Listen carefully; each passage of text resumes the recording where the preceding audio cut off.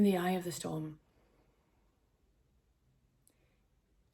In the eye of the storm I see, even though I can barely be, even though I can hardly watch, how true evil hides in opinion, how truth and untruth get caught in polarity I see around me.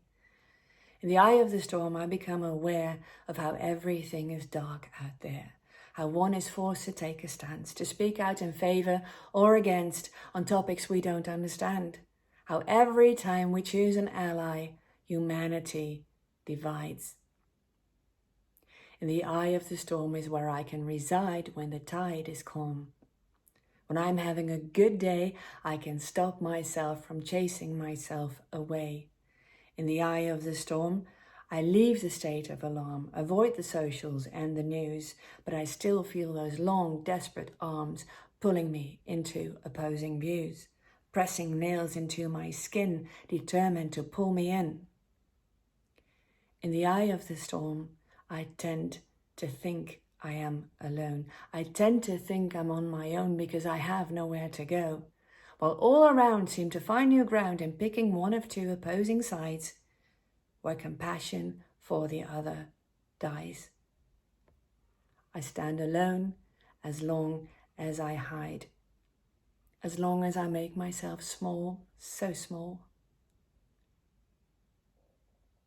out of fear that something will touch me here. And at the same time, I fear I'll be left behind if I'll never pick a side.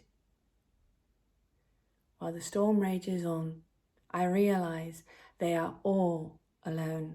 They have no place to go. The storm tears them apart, divides their broken heart, and leaves them lonely until fear can find them an enemy, an excuse, I expect, to disconnect from humanity.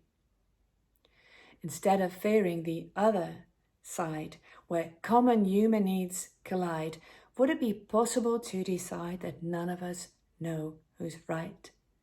And therefore every form of polarization is a danger to our nation. In the eye of the storm, I decide to truly be here, to accept my fear and face any attack with a straightened back, to anchor my feet firmly in the ground, to no longer hide, to reach out my hands all around to all opposite sides. Come near, it's fairly quiet here. You're welcome to stand next to me, shoulder to shoulder, side by side. Then eventually they will disappear in we, and someday we will all be free.